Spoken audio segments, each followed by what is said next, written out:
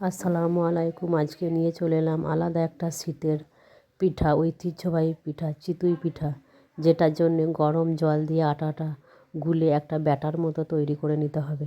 ব্যাটারটা গোলা হচ্ছে, গোলা হওয়ার পর এবার একটা দিয়ে দেওয়া হয়েছে। মোটামুটি চিতই পিঠা হয়েও এসেছে। কি সুন্দর একেবারে ফুলকো ফুলকো চিতই পিঠা হচ্ছে। কিছুক্ষণের অপেক্ষা, ঢাকনা দিয়ে এখন ঢেকে দেওয়া হয়েছে। তো এর মধ্যে একটা হয়ে গেল, মোটামুটি রেডি। কত সুন্দর একটা পিঠা।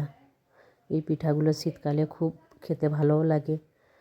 তৈরি করার একটু ঝামেলা থাকলেও মোটামুটি খেতে ভালো লাগে।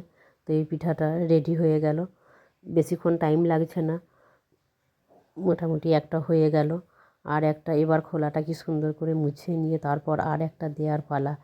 এবার এক বাটি আটা ব্যাটার এখানে দেওয়া হলো। এবার একটু ঢাকনা দিয়ে দিলে খুব তাড়াতাড়ি হয়ে যায়, খুব নরম হয়, ওই জন্যে একটু ঢাকনা দিয়ে এবার ঢেকে দেওয়া হবে যাতে পিঠাটা তাড়াতাড়ি হয়ে যায়। তো এভাবে পিঠাগুলো একে একে হয়ে গেল অনেক পিঠা। তো দেখুন কত সুন্দর হয়েছে, কত সফট, কত নরম হয়েছে পিঠাগুলো। তো এই ছিল আজকের আমার রেসিপি। তো কেমন লাগলো বলবেন।